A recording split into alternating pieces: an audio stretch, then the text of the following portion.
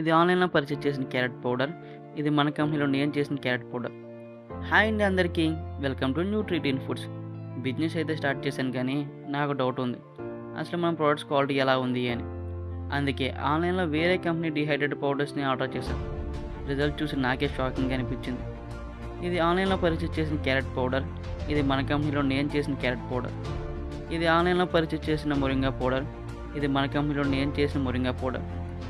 ఈ రిజల్ట్ చూసిన తర్వాత మీకే అర్థమై ఉంటుంది, న్యూట్రిగ్రీన్ ఫుడ్స్ క్వాలిటీలో అస్సలు తగ్గేదేలే. మా ప్రోడక్ట్స్ని లో టెంపరేచర్లో డిహైడ్రేట్ చేస్తాం.